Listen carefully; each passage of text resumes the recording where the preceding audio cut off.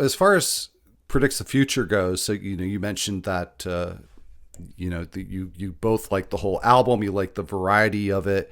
What is it exactly about Plumtree? And Jade, I think it was you that said that it's fun, which was definitely a word that kept coming up for me listening to the album. Like it's just so fun. And I'd say the other word that came up for me was like personality. Like I feel like it's just the album's got a lot of personality, and it gives me a sense of the band's personality. But aside from those things, like what makes it an album that made a not only the final cut, but was the album you actually wanted to talk about here?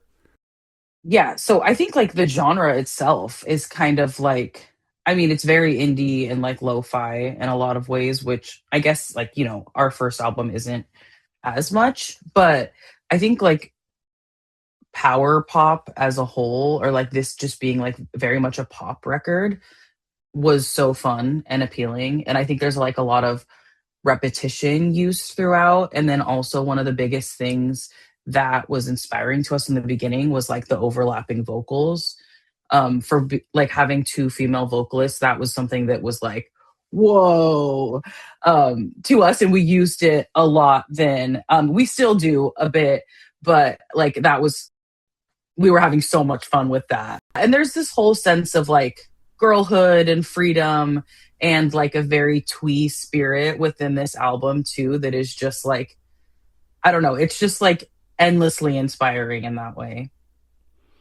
Anything else stand out for you, Grace? Yeah, I really liked the fact that they were teenage girls that were making these songs and sisters too, I think. Two a pair of sisters were in the band. And I remember reading one time, I think the lead singer on Scott Pilgrim was talking about how she like didn't realize that she was going to have to sing if she was in a band and that none of them wanted to actually be the singer. So they came up with this rule that was like, if you start writing the song, you have to sing it. And I just liked the fact that they were like, I don't know, like you can tell in the singing style that they're kind of just like getting their thoughts out and they're not really worried about like sounding good as a singer.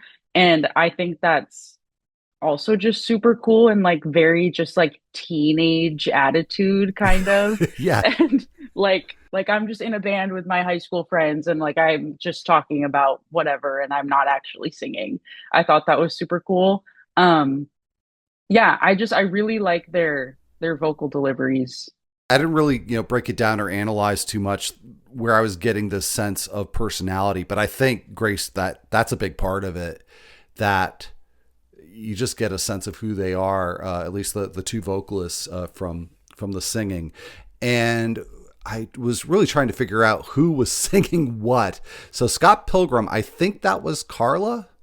Yeah, But the older of the two sisters seems to be the main vocalist. yeah, okay, yeah. Carla Gillis, I think Gillis is the last name, and then the other vocalist is Amanda.